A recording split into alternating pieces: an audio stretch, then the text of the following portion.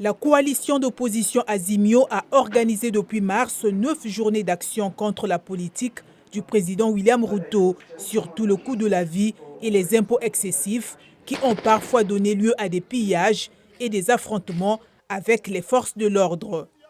Le chef de l'opposition kenyane, Raila Odinga, accuse la police d'avoir tiré et tué ou blessé des dizaines de personnes à bout portant, soutenant que toutes les victimes étaient non armées.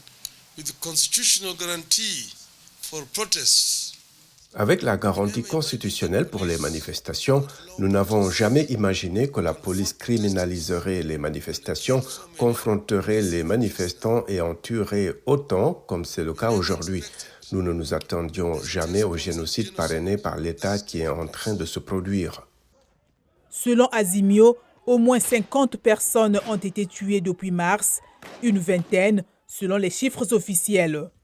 Des organisations de défense des droits humains ont dénoncé la répression menée par la police qui a parfois procédé à des tirs à balles réelles. Des ONG dénoncent des dizaines d'exécutions extrajudiciaires, sommaires et arbitraires. Raila Odinga soutient aussi que la police a eu recours aux gangs pour réprimer des manifestations pacifiques de l'opposition.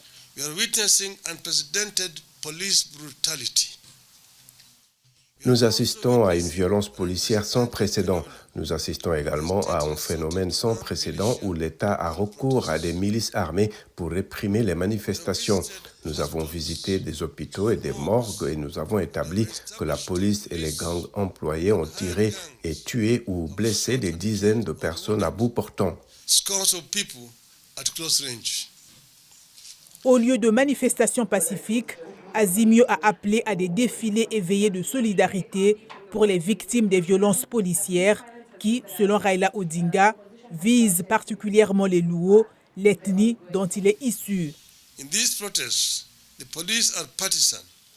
Dans ces manifestations, la police est partisane et la déformation ethnique et elle poursuit un agenda ethnique.